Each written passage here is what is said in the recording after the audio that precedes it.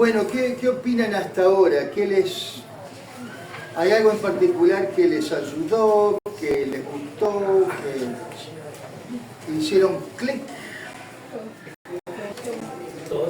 ¿Qué les pareció?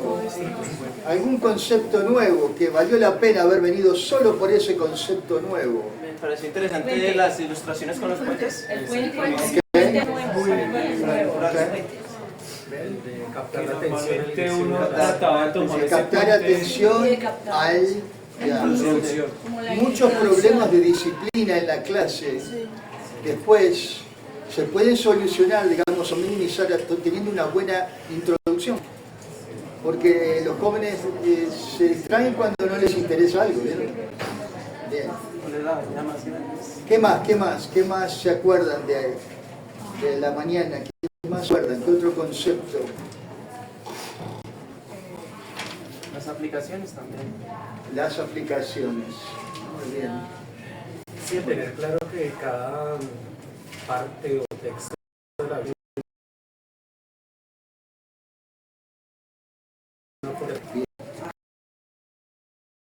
mucho ver cómo el mismo texto lleva la explicación de los hijos de finanzas. Eso es bien interesante. Muy bien. ¿Vieron? De un nivel de entender algo a otro nivel de entender algo, ¿no? Ya. ¿Cómo? Conocimiento y sabiduría. Conocimiento versus sabiduría. El hacha. Eso es muy valioso para enseñar al nivel donde está la persona, la etapa de vida en la que está la persona, porque tal vez estamos equivocados de enseñar un nivel y la otra persona está en otro nivel. Eso me parece Claro. Y lo que pasa es que en una clase pueden haber varios niveles de personas a la vez. Si es demasiado alto, perdés muchos, pero si haces muy bajo el tema, no les va a gustar, porque les parece todo. Algo interesante también era el receptivo, el conocimiento, la conducta. Eso es muy importante al momento de enseñar, porque a veces enseñamos, transmitimos el conocimiento, pero no estamos siendo afectivos con los alumnos. Bien. Bueno, habíamos visto 5 conceptos, yo les llamaría fundacionales, que cualquier maestro de la palabra de Dios tiene que tenerlos más o menos claro, antes de incluso empezar a preparar la lección, ¿no? El primer gran concepto tiene que ver con la inerrancia de la Biblia, la inspiración.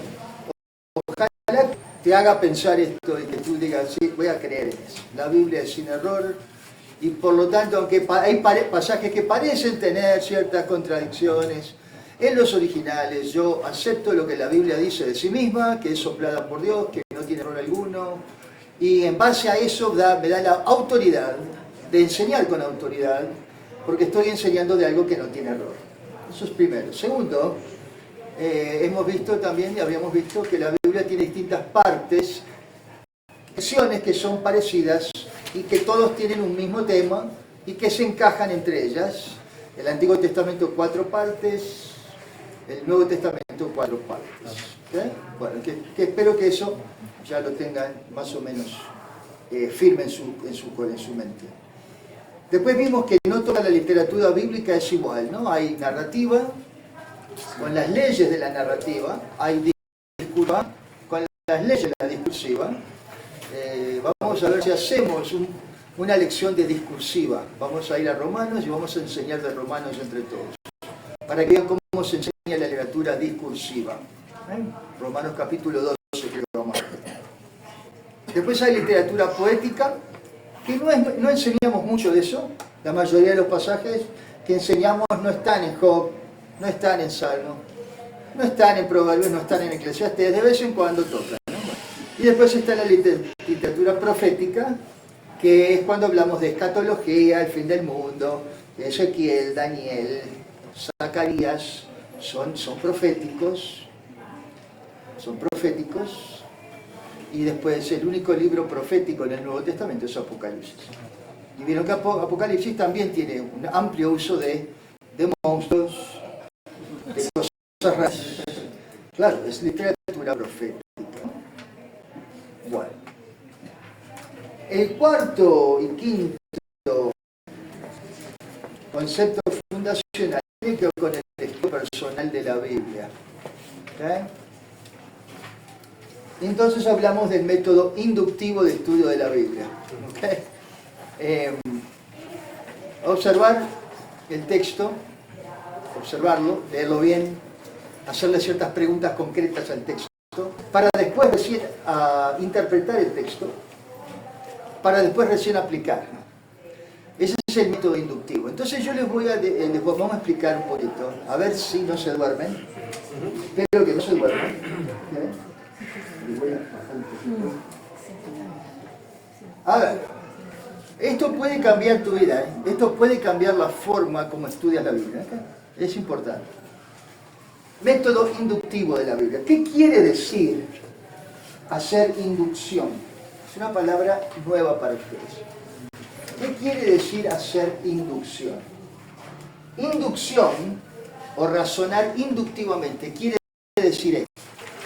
Y no es solo para la Biblia, es derivar conclusiones más generales de la observación de información bien específica.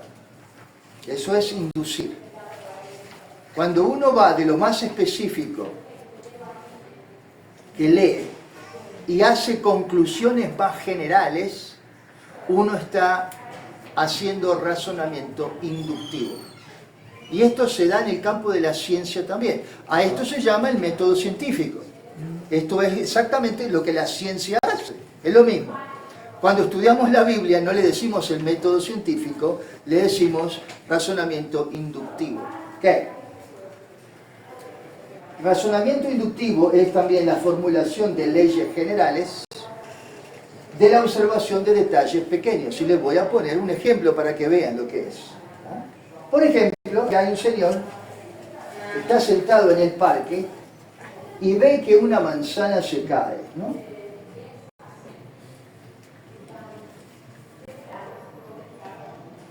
Y la manzana queda en el suelo. Este hombre, de nombre Isaac Newton, observó un fenómeno. Lo voy a hacer un replay, miren, lo voy a hacer un replay. Estaba en el parque Isaac Newton y observó que la manzana se cae al suelo. ¿Qué? ¿Cuántas personas les parece a ustedes en la historia del planeta Tierra, antes de Isaac Newton, habían observado lo mismo? ¿O fue la primera vez que se cayó una manzana? No. Sin embargo, Isaac Newton razonó últimamente. De la observación de un fenómeno muy específico, que se cayó una manzana, hizo ciertas, de ahí sale lo que se llama la ley de la gravitación universal, algo bien grande. Eso se llama método inductivo. ¿Qué observó Isaac Newton? Observó dos cosas, no una. Observó primero que la manzana siempre se cae de arriba para abajo. Flor de observación. Pero también observó que la manzana se cae y cuanto más se cae, aumenta de velocidad. En otras palabras, no se cae a la misma velocidad. Cuanto más avanza, más velocidad va agarrando. Eso se llama aceleración. Y cuenta la historia que de esta observación, Isaac Newton, la manzana se cae siempre para abajo, la manzana aumenta de velocidad al caer. Él formula entonces lo que se llama la ley de la gravitación universal, que dice lo siguiente: la fuerza entre dos objetos, por ejemplo, entre el planeta Tierra y una manzana, dos objetos, uno mucho más grande que el otro, la fuerza entre ellos es el producto de una constante que se llama la constante de la gravitación universal, por el producto de los pesos de los dos objetos, masa 1 por masa 2, dividido por el cuadrado de la distancia entre los dos. Por eso, por esta ley, ustedes ahora están pegados a la Tierra, y no salen despedidos por el espacio, porque alguien un día observó una manzana cayendo, hizo ciertas, no deducciones, inducciones. De lo más chiquito formuló algo más grande. Eso se llama inducir. Y esa es la forma como también estudiamos la Biblia. Observamos detalles pequeños del texto para formular o ver principios más generales. Eso se llama el método inductivo. Acá está entonces Isaac Newton, cae la manzana, de un fenómeno específico, formulación de un principio más general llamado la ley de la gravitación universal. Así que, por ejemplo, vamos a la Biblia. Si yo observo este pasaje, Mateo 19:26, y mirándolo Jesús les dijo: para los hombres esto es imposible, mas para Dios todo es posible. Y lo observo el pasaje, porque lo tengo que enseñar el domingo que viene. Y después observo otro pasaje, por ejemplo, Lucas 1:37. El ángel le dice a María: porque nada hay imposible para Dios. Y después observo otro pasaje, Jeremías 32:27. He aquí que yo soy Jehová, Dios de toda carne. ¿Habrá algo que sea difícil para mí? ¿Eh? Hay un cierto tema común acá, ¿no? Ok. ¿Qué conclusión más general, más grande, puedo sacar induciendo observaciones de versículos muy específicos? ¿Qué puedo decir? Muy bien. Acabo de hacer mi primera formulación teológica, ¿cierto? Bueno, la Biblia se estudia así. Vamos a los detalles. Miren, vamos a los términos. Vamos a los puntos, a las comas y a las semicomas. Vamos a la gramática en español, después vamos al griego, si quieren ir ahí. Después encontramos párrafos y después vemos cómo los párrafos están unidos y cuántos verbos hay. Y diagramamos los pasajes y los estudiamos detenidamente, porque lo que estamos haciendo es, después de estudiar pasajes bien chiquitos, vamos a formular principios más generales. Eso se llama el estudio inductivo de la Biblia. Bueno, requiere saber observar bien los pasajes, porque si llegas a observar mal los pasajes, puedes cometer un error, a ver si están diciendo lo que tú piensas que están diciendo. Por eso hay que verlo bien, hay que diagramarlo. Bueno, no tengo tiempo, yo tengo todo un método de estudio bíblico que vamos a eso. Todas, vamos a repetimos las oraciones. Todo eso es el estudio bíblico inductivo, ¿tá? Pero no para formular después eso. Al revés, para que vean al revés es el método deductivo. Cuando derivamos verdades más específicas de verdades generales, vamos a verdades más generales, vamos a lo más específico. Eso es hacer deducción. Atención, que es lo opuesto que hacer inducción. ¿Ok? El razonamiento deductivo también se puede formular implicaciones más pequeñas de principios más generales. Por ejemplo, para que vean que es fácil. Por ejemplo, si yo parto de esta formulación, bien grande, ¿no? Bien grande. Dios es omnipresente. Que no trato de probarlo, asumo como cierto.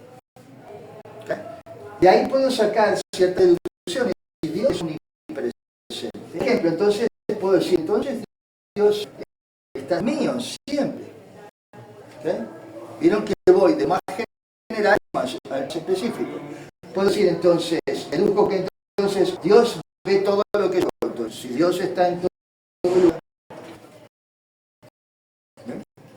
y eso quiere decir que no me puedo escapar de Dios, Él ve todo lo que hago. Bueno, acabo de usar el método deductivo de una verdad de más pequeñas. Cuando interpreto, escuchen, cuando interpreto la Biblia, voy de menor a mayor. Cuando aplico, en general, cuando hago la aplico un pasaje, voy en la otra dirección. De una formulación lógica o algo que yo sé, digo, entonces esto quiere decir que ya, no, Dios me está, y esto quiere decir que no hay nada realmente privado, que hago en privado. Eso estoy haciendo una deducción, no una inducción. ¿Están conmigo? Ese es el aterrizaje de una enseñanza. Eso es el aterrizaje, la aplicación. Así que primero inducimos cuando hacemos el estudio de observación e interpretación, y cuando interpreto y voy a aplicación estoy haciendo al revés un poquito. No sé si tiene sentido. Esto es muy teológico, ¿eh? Esto es muy teológico. Esto es para seminario, pero bueno, esto es para seminario. Así que el método inductivo de estudio de la Biblia, ¿no? Así que hago una observación del pasaje, y para eso hay ciertos elementos, instrumentos, herramientas de estudio. Hay mucho para después interpretar el pasaje, para después ampliar el pasaje. Perdón, no sé si estoy mal. Entonces, digamos que inductivo grande, digamos que está en el texto. No, inductivo es de algo muy pequeño, sacar algo grande, perdón. Sacar algo grande. Y deductivo es lo que... Al revés. Ok. Ya. Eso también. Cuando hacemos teología, hacemos formular la Trinidad, tengo que ir a estos pasajes específicos para llamarlos entre todos y derivar esa verdad más grande que se llama la Trinidad. Cuando hago teología, hago inducción. Cuando después lo aterrizo y lo meto a mi vida, ¿ya? Lo minimizo otra vez con lecciones cada vez más chiquitas. ¿Sí? Bueno. En fin, hay ustedes capaz que está batallando estudiar la Biblia por sí mismo. Por eso esto es como una especie de decirles que se puede estudiar la Biblia por sí mismo. Tengan un sistema, este es un sistema del método inductivo. Así que habilidad número 1, debes entender en español lo que llamamos observación. Habilidad número 2, debes descubrir el significado original del pasaje, que tiene que ver con interpretación. ¿Okay? Y creo que les voy a dar un ejemplo. Quiero que vaya un ejemplo para que vean que esto lo entienden. Y después lo aplicamos a la vida. ¿Ah? Así que vieron que son 3 preguntas distintas. Observaciones, preguntas, ¿qué dice el texto? Para observarlo bien. En el español.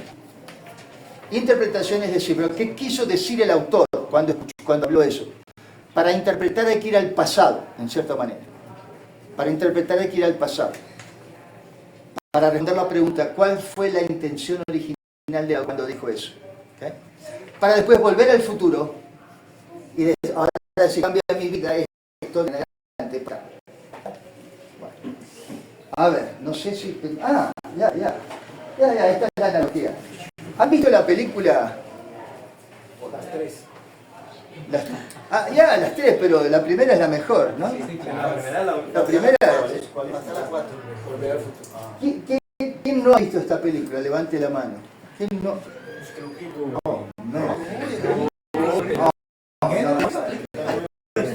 No, es la voluntad de Dios para tu vida. Eso es grave. O sea, es mi película favorita, la serie favorita mía. Les voy a hacer la historia. La historia es de un chico muy apuesto, muy lindo, que se llama Marty McFly. Marty McFly vive en una ciudad normal norteamericana, clase media, más bien para abajo, pero Marty McFly, los padres de ellos, son echados para atrás. El padre, se abusan de él en el trabajo, es un tipo con lentes, se tropieza, es un tipo todo, es un tipo... Y Marty McFly no está contento en su familia. No está contento. Pero Marty McFly se hace amigo de un profesor loco, ¿no? Dr. Brown, que acaba de fabricar una máquina del tiempo. Eso que las puertas se abren así. Y entonces Marty McFly y el Dr. Brown se van al pasado. Vuelan al pasado. 30 años antes, al mismo pueblo de está 1985 a 1955, y ahí McFly conoce a sus padres como eran hace 30 años y presencia el romance entre lo que van a ser sus padres en el futuro, incluso lo que va a ser la mamá, la parte no bíblica, nada.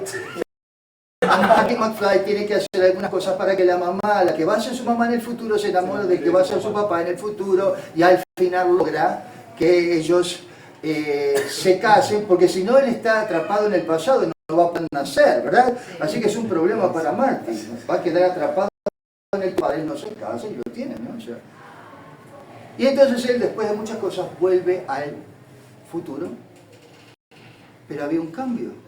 Cuando Marty McFly llega al futuro y entra a su casa, resulta que la casa está distinta.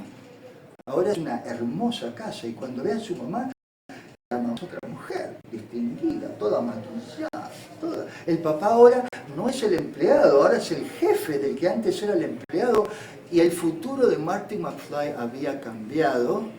En parte porque Marty McFly había ido al pasado y ver por qué su presente era así. Bueno, es una linda película de ciencia ficción, pero usted dice, ¿qué tiene que ver con esto? ¿No? Obviamente. Estoy tratando de que no se vaya. Eso estuvo bueno. Ese es otro anzuelo. Muy bien. Muy bien. Escuchen, este es un concepto. Tú interpretas, tú operas la palabra en el presente. Interpretar, realmente tienes que tomarte el DeLorean, la máquina del tiempo, e irte al pasado.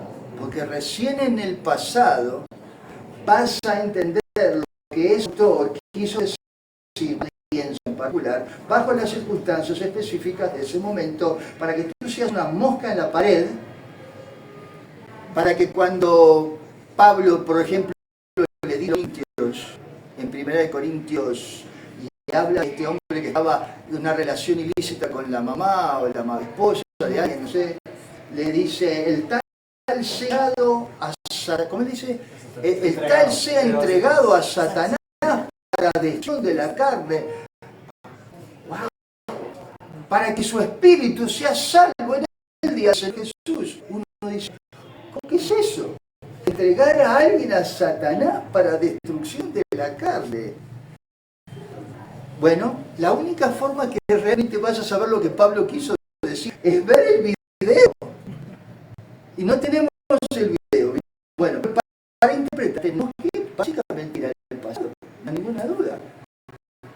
Por eso no se puede, no tenemos tal máquina de tiempo, pero podemos usar ciertas leyes de interpretación bíblica que en esencia te ayudan a entender lo que era el pasado. Para recién volver al futuro, para que tu vida cambie como la vida de McFly de aquí adelante.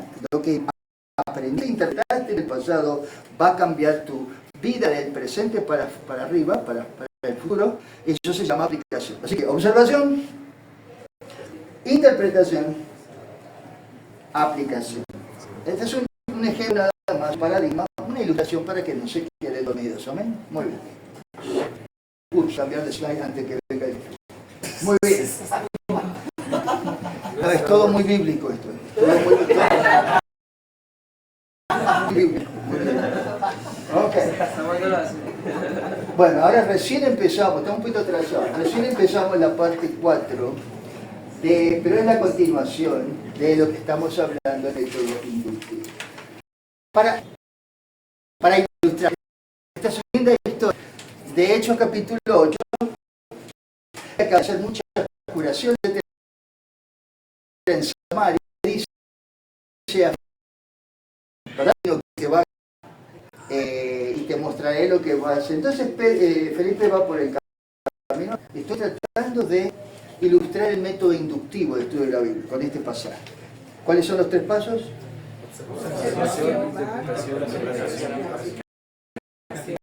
Una que el Señor habló ofreciendo, levántate y ve hacia el sur, desciende de Jerusalén, ¿cuál es desierto? Entonces se levantó, se dio un confesor reino 12 tíos, pero sobre todo su que se había sentado en su carro, volvía sentado en su carro y leyendo al profeta Isaías. ¿Cómo puede hacer las 2 veces? ¿Cómo puede hacer las 2 cosas a la vez? Estaba sentado en su carro, pero también leyendo el profeta Isaías. Era un Tesla. Era... Deduzco que tenía un chofer, muy bien, tenía un chofer, ¿vale? Por supuesto. Pero estamos observando el texto, no estoy haciendo propósito. Hay cosas que han visto ustedes, ok. Leyendo el profeta Isaías, y el Espíritu dijo a Felipe, acércate y júntate a ese carro. ¿Está? Acudiendo Felipe le oyó que leía el profeta Isaías. Le oyó que leía el profeta Isaías. Deduzco que estaba leyendo en voz alta. Muy bien. Es un dato importante. Acércate.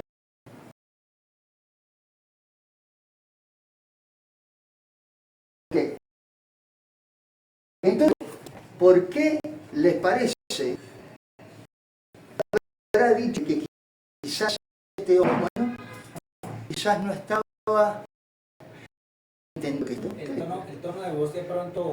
Tono de voz, muy bien. Capaz que no estaba incluso leyendo bien el hebreo de ese pergamino.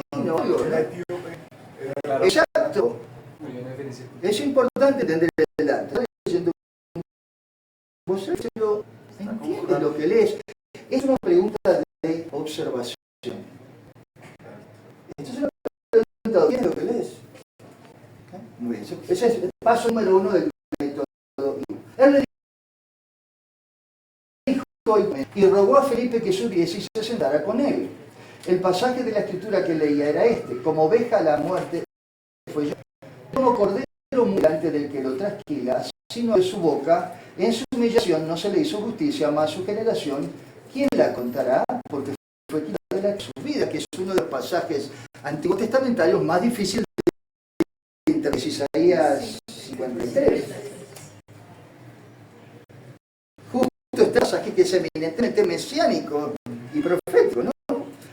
Entonces le dice, el etíope dice, no le dice, te ruego que me digas, y esta es una pregunta espectacular. Esta es la pregunta. ¿Quién dice el profeta esto? Está hablando de sí mismo cuando dijo esto. En otras palabras, está Isaías viviendo biográficamente, porque esto no aplica a Isaías. Isaías lo maltrataron, lo escupieron, o sea, no está hablando de alguien más. Esta es una pregunta de interpretación. En otras palabras, está diciendo, ¿qué significa lo que dijo Elías hace 700 años cuando escribió esto? Estaba hablando de, o está hablando de otro. Hay algo que pareció que quizás era un significado que era más una obsesión. Esta es una pregunta, interpretación. ¿Por qué? Porque para hacer esta pregunta, en esencia, el único tuvo que remontarse al pasado. Tuvo que viajar al pasado cuando Isaías escribió esto. Es una pregunta de interpretación. Se le dice a Felipe, estoy trancado, sí. Estoy trancado a nivel de observación, estoy leyendo bien, todo lo que leo, pero estoy trancado a nivel de interpretación. Dime, ¿cuál fue la intención original del autor? Dijo eso 700.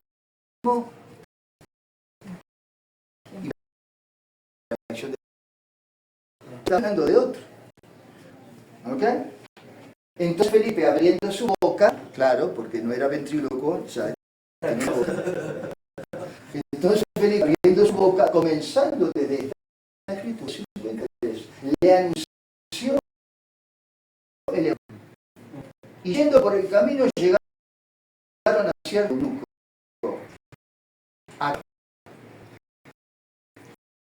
¿Qué sea oficial? Esa es una pregunta de aplicación. Cuando tú estás hablando de yo o tú ahora, tiene que ver conmigo esto, es que él está haciendo una acción. ¿Qué pasa? El tema de los cristianos, ¿de dónde los? ¿Qué les parece? Felipe leyó todo el Evangelio de Jesús, le corrió por todo.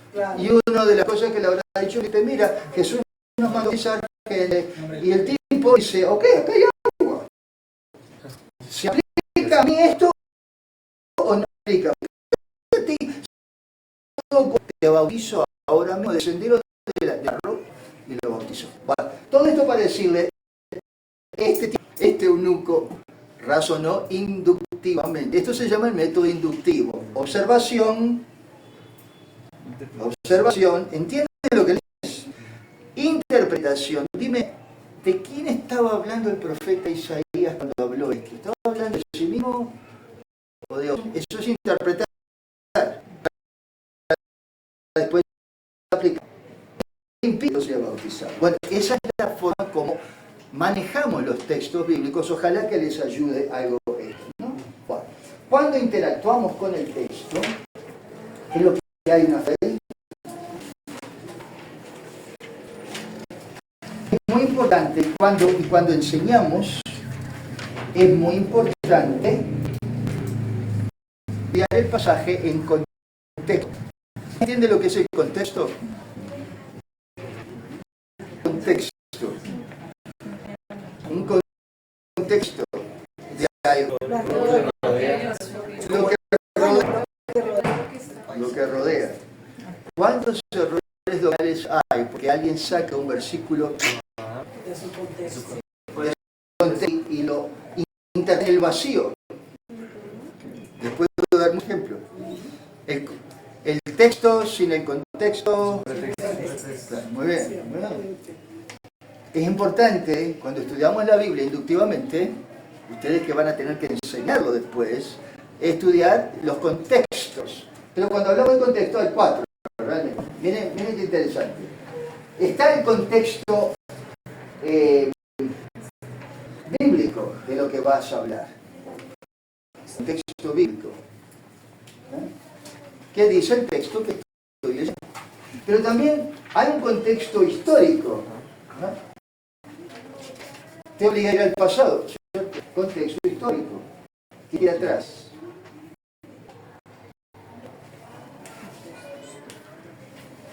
Cuando enseñas, también hay un contexto actual, del mundo actual, que tienes que tener en cuenta. Vamos a llamarle a eso el contexto actual, que tienes que tener en cuenta para aplicar bien, porque si no, no vas a aplicar bien. Y después está el contexto puntual de cada alumno en la clase. Noten, cuando hablamos de contexto, hay varios tipos de contexto.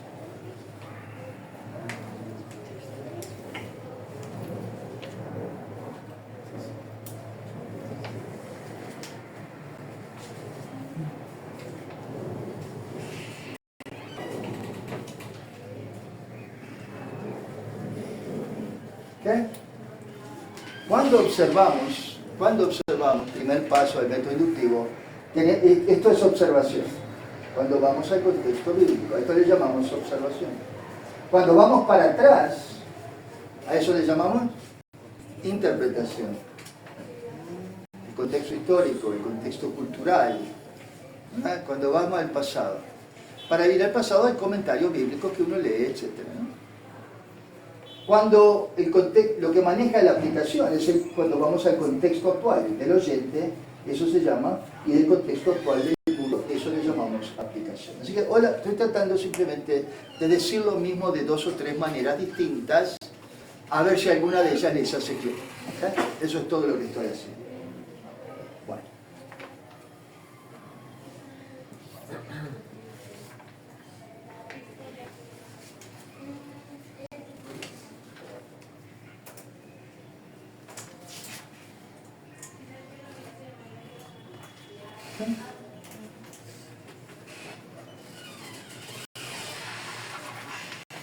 Muy bien. A ver, esto algunos de ustedes lo van a confundir completamente. Pero bueno, vamos a ver. Vamos a ver. ¿Quiere hacer estudio bíblico profundo ahora? Sí. No quiere, yo sé. No quiere, pero vamos a hacerlo. Pero miren qué interesante este pasaje. Pablo les habla a los corintios y les dice así: de cierto se oye que hay entre vosotros fornicación y tal fornicación, cual ni aún se nombre entre los gentiles. Ellos hacen las barbaridades que ustedes hacen, tanto que alguno tiene la mujer de su padre, y vosotros estáis envanecidos. ¿No debieras más bien haberos lamentado para que fuese quitado del medio de vosotros el que cometió tal acción? Ciertamente yo, como ausente en cuerpo, pero presente en espíritu, ya como presente he juzgado al que tal cosa ha hecho. En el nombre de nuestro Señor Jesucristo, reunidos vosotros y mi espíritu con el poder de nuestro Señor Jesucristo, el tal sea entregado a Satanás para destrucción de la carne. ¿What? ¿Vieron qué difícil? El tal sea entregado a Satanás. Primero, hay varios problemas. ¿Qué quiere decir entregado? Segundo, ¿qué quiere decir Satanás? ¿Qué quiere decir destrucción? Quiere decir eliminación completa, aniquilación. ¿Y qué quiere decir carne? ¿Está hablando de cuerpo o de naturaleza pecaminosa? ¿Cuántas cosas hay acá que hay que interpretar? La mejor forma de hacer esto es obviamente viajar 2000 años en el pasado, y esa mañana, en el domingo, cuando reciben la carta esta de Pablo, los corintios, tú eres una mosca en la pared esa noche, y tú vas a observar la reacción de los corintios cuando leen esta carta de Pablo. Y es la única forma que tú vas a hacer. Porque para nosotros esto es extremadamente raro, pero asumimos que los corintios sabían exactamente lo que Pablo estaba diciendo. Porque ellos tenían la ventaja sobre nosotros del contexto histórico. Ellos le habían hecho la pregunta a Pablo. Así que no tiene qué cosa rara. Pero esto es raro todavía. A fin de que su espíritu sea salvo en el día del Señor Jesús. ¿Tengo que matar a alguien para que después viva eternamente? Esto es lo más raro. ¿Ok? Así que cada iglesia, cada pastor, cada anciano, cada enseñador tiene su forma de verlo y de aplicarlo. Pero vamos a ver entonces, acá está Pablo escribiendo eso, ¿okay? A la iglesia de Corinto, y era un desastre la iglesia, ¿okay? Ellos, cuando reciben la carta de Pablo, tienen que hacer lo mismo que nosotros, la observan, la leen.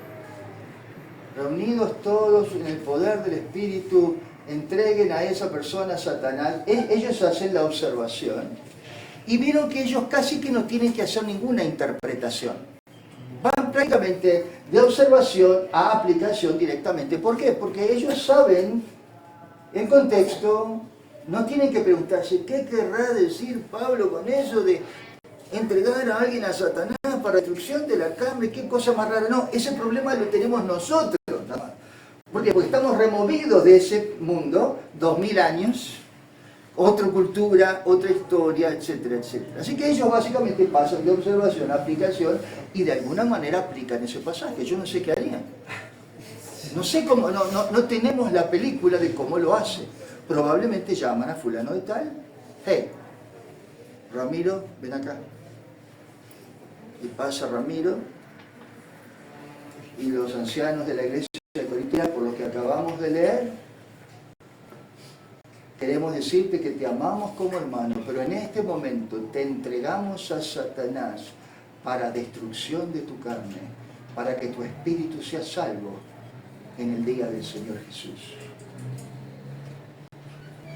Y no sabemos lo que pasó. No nos dice si cayó fulminado, muerto en ese momento, o simplemente se fue, lo echaron de la iglesia, lo pusieron en disciplina. Hay varias maneras de interpretar eso, no hay una sola forma de verlo. Ojalá tuviéramos la película, pero no la tenemos. Pero, 2000 años después, estamos nosotros de acá leyendo ese pasaje, y nosotros sí observamos en el presente Y después tenemos que viajar al pasado y nuestra interpretación, más nos vale que sea exactamente la misma interpretación que le dieron los corintios. No puede haber más de una interpretación por pasaje. ¿Por qué? Porque la interpretación tiene que ver con la intención original del autor cuando quiso decir eso. La interpretación no tiene nada que ver contigo. No es tu interpretación o tu interpretación. Hay una sola interpretación, realmente que tiene que ver con lo que él quiso decir. ¿Okay? Para después nosotros aplicarlo, eso en el futuro, en nuestro tiempo. Nuestra aplicación, sin embargo, puede ser distinta a la aplicación histórica que le dieron ellos. Así que noten que puede haber más de una aplicación, pero una sola interpretación. Para que hagan la distinción entre interpretar y aplicar. Algunos de ustedes están diciendo, wow, está bravo, esto está. Pero un poquito para, otra vez rematar, para que distingan entre lo que es observación pura, interpretación pura y aplicación pura. Preguntas. Yo sé que esto fue difícil, ya. ¿Cómo sé yo que esa es la verdadera interpretación que quiso dar el autor? No. Algún día en la gloria nos vamos a enterar. No, claro, justamente. La primera pregunta que yo tengo para Pablo, te aseguro, la primera pregunta que yo tengo para Pablo cuando lo vea en la gloria es: Pablo, ¿no lo pudiste haber dicho un poco más fácil? ¿No, en serio?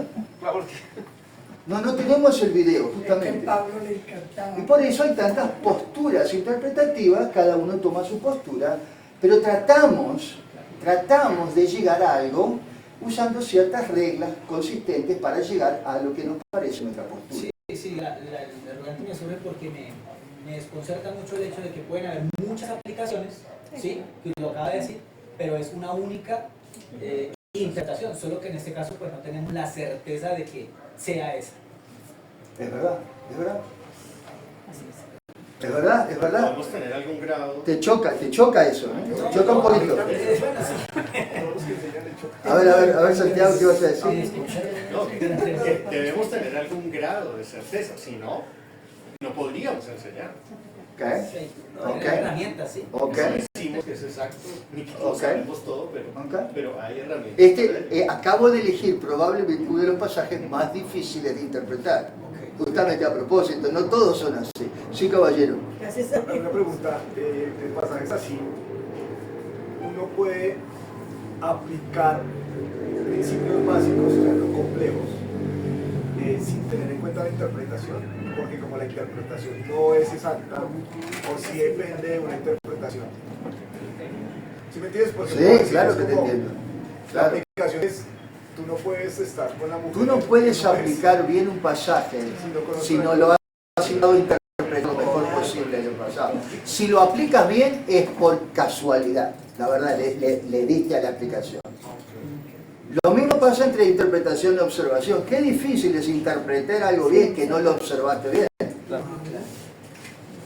Por eso que es una receta de cocina. Hay que poner la harina, los huevos, y hay que hacerlo en cierto orden. El método inductivo te obliga a primero observar bien, para después interpretar, para después recién aplicar. Claro. Gracias. Yo también pensaba, pero pues, a lo espiritual. Hay pasajes que quizás son muy difíciles para nuestro razonamiento. Para Dios por eso las cosas que no entienden los gentiles, las personas que no son creyentes, que lo que Dios revela por medio de su Espíritu Santo. ¿Sí?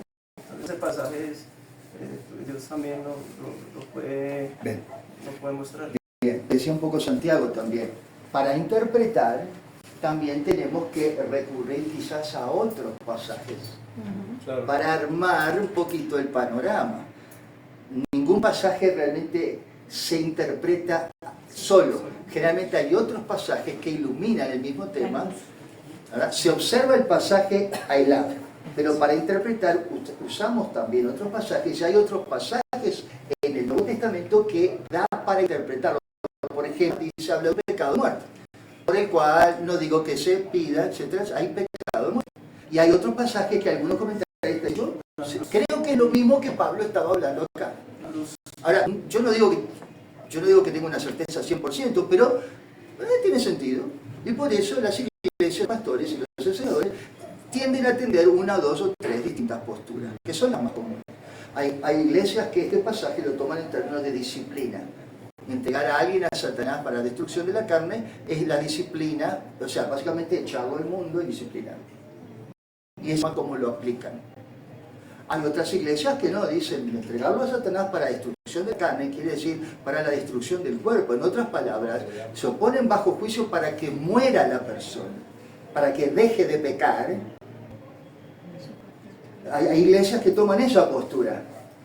Y hay otras iglesias que usan la postura de cuando dice destrucción de la carne, entréguelo a Satanás, que tiene que ver con un acto por el cual, para que la persona vaya al mundo y se satisfaga de los deseos carnales, eso, como para que después pueda volver al Señor, humillado, arrepentido, entréguenlo a Satanás, como, trátenlo como publicano de ahora en adelante. Hay dos o tres posturas que usan las iglesias. No sé cuál es la postura que ustedes usan, así mi hermano. No, se me vino a la mente en este momento Romanos capítulo 2, cuando dice que los entregó. Los entregó. ¿Y algunas? Todo eso podría llamarse contexto general. Claro, claro. Es el contexto bíblico de ese tema, claro que sí.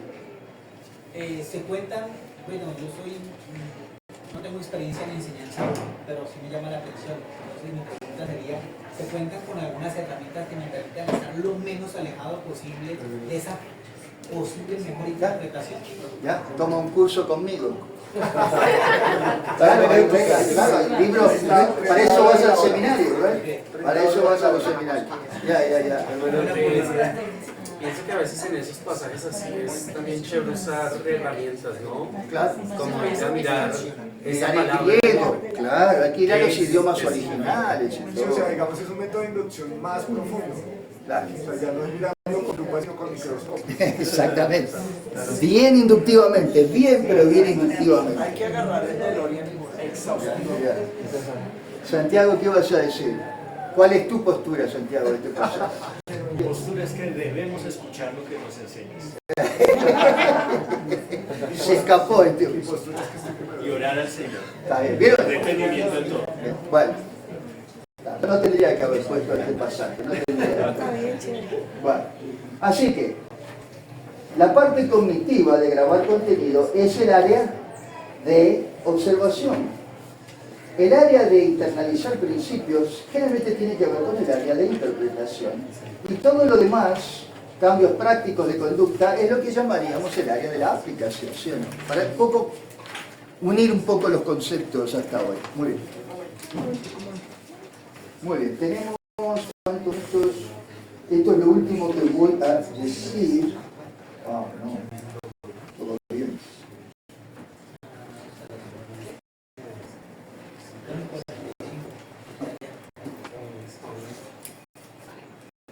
Bueno. Puede volver, qué pena, Neto, ¿no? Qué pena. Listo, ok. Gracias. ¿Seguro? Sí, señor. Seguro. Cuando vamos a observar el texto, no somos como este hombre que se pone ciertos lentes interpretativos y dice, ya sé lo que significa esto. Porque la tendencia nuestra es tratar de ver los textos en base a lo que ya pensamos que significan. Para observar, no venimos al texto con ideas encendidas, como es el que dice, yo ya sé lo que significa esto, sino que vamos al texto como si fuera una tabula rasa, como que estoy leyendo ese pasaje la primera vez, preguntarnos qué dice el texto que estoy leyendo. Eso es observación. Eso se llama practicar la exégesis de un pasaje, la exégesis de un pasaje. Así que yo les recomiendo, cuando enseñamos así, no empecemos con un tema. ¿Okay?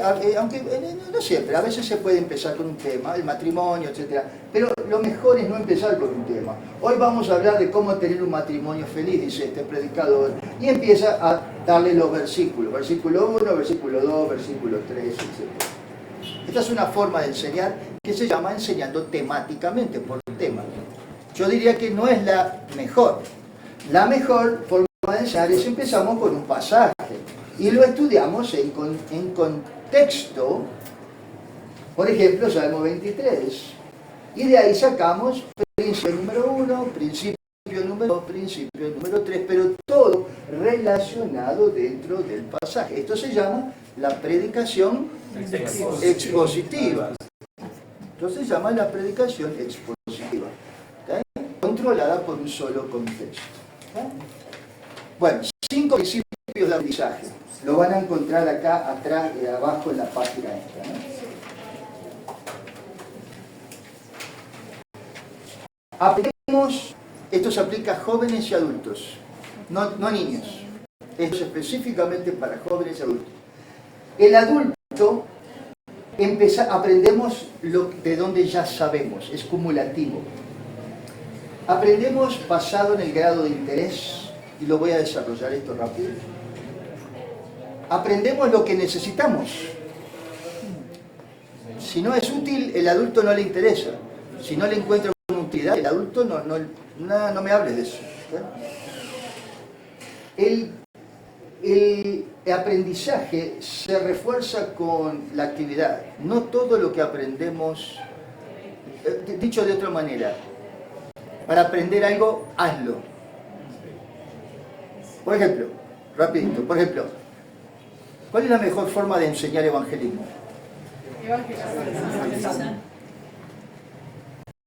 Yo te puedo enseñar las reglas de evangelismo, qué decir, qué versículos usar. No, evangelismo no se enseña así. El evangelismo se enseña, vamos a la plaza a las 4 de la tarde el domingo y ahí lo hacemos. Ahí vas a aprender. La verdad, el evangelismo se aprende haciendo, no hay ninguna duda, ¿verdad? Bueno, depende del grado de identificación con la persona que está dando la información. Ok, lo voy a desarrollar para que entiendan lo que estoy hablando. 1. El aprendizaje es cumulativo, se basa con lo que ya uno aprende y por eso la importancia del repaso. Cuando uno enseña, es bueno repasar lo que uno vio la semana pasada. Porque de ahí tú entonces vas y sigues construyendo sobre lo que ya has hablado. Muy fácil. Principio número 2 para adultos es la motivación. El adulto aprende lo que le interesa. ¿Okay? Si no te interesa, el adulto... Y para que te interese tienes que poner un anzuelo, tienes que motivarlo, porque este es un tema importante. Así que la pregunta que es ¿cómo generar interés, curiosidad en el alumno del tema que vas a hablar? Y ahí entonces entra otra vez lo de la introducción. ¿Por qué te conviene saber esto? ¿Cómo te va realmente a, por ejemplo, finanzas? Es un tema que a la gente le interesa. Quiere oír de finanzas hasta que le dices algo que no quiere hacer, por supuesto. Porque duele mucho, claro. Pero la gente quiere, porque yo necesito saber cómo manejar mi dinero. Sí, claro. Bueno, así que el adulto aprende lo que le interesa, ¿verdad? Por ejemplo, ¿cómo generamos interés? Con una historia verídica, una anécdota personal, un dato interesante, un problema a resolver, una pregunta personal, etcétera, etcétera. Tercero, el adulto aprende lo que necesita. Si no percibe que lo necesita, se va a dormir. En otras palabras, tiene que tener una utilidad. El alumno adulto quiere solucionar algún problema que tiene. Me estoy peleando con mi mujer. Es un problema que tengo. ¿Cómo hago para no pelearme con mi mujer? ¿Vieron algo así? El adulto aprende por necesidad y por lo que algo que le es útil. Si no es útil, no lo... Ustedes son así. Ustedes son así. Si no percibe que el material es útil para su vida, el adulto no va a estar motivado a aprender. ¿Cómo puede el maestro recalcar la utilidad del material presentado? ¿Que te va a ser útil? Bueno, le dice, mira, esto te va a ayudar en tu vida práctica. Esto te va a ayudar a manejar mejor las finanzas. Esto te va a llevar a llevarte mejor con tu esposo. Esto te va a ayudar a entender más a tu esposa, etcétera, etcétera. Generalmente una utilidad, porque si es algo muy teórico, se duerme, igual como ustedes ahora se duermen, ¿verdad? Bueno, aprendemos lo que accionamos. Otra vez el ejemplo del evangelismo. Aprendemos a través de la experiencia. Hasta que no hacemos algo no lo hemos aprendido. Hasta que no hacemos algo no lo hemos aprendido. Por eso es importante para jóvenes especialmente hacer actividades con los jóvenes. Los jóvenes no aprenden tanto en el aula, en la clase, como después las actividades que haces con ellos. Es algo importante para los jóvenes. Aprenden en la medida que hacen vida contigo como maestro. Por eso es difícil enseñar a los jóvenes, porque hay que dedicarles mucho tiempo. Yo odio enseñarle a los jóvenes. Odio. No soy bueno para enseñarle a los jóvenes. No soy bueno. Me frustro. ¿Cuándo van a aprender eso los jóvenes? Pero hay algunos de ustedes que les encanta enseñar jóvenes. Bueno, dedícales tiempo y hagan actividades, ¿verdad? Para que el joven aprende así. Bueno. Y el principio número 5 de enseñanza es: los adultos y los jóvenes aprenden, escuchen, en la medida que se identifican con el profesor, con el maestro. Si no hay un puente emocional, hablando de puentes otra vez, no van a aprender, no aprenden. No aprenden. Si se identifican contigo como persona, si te respetan y te admiran como persona, van a estar prendidos a lo que tú dices. Pero si hay algo en ti, que hay algo que no les gusta, o que no miran, o que tú no te van a prestar. Igual hijos adolescentes, igualito. Papi, ya lo sé, no me hables, papi. Así que bueno, aprenden lo que con cuál se identifican. Así que esos son pequeños principios de vida. Bueno.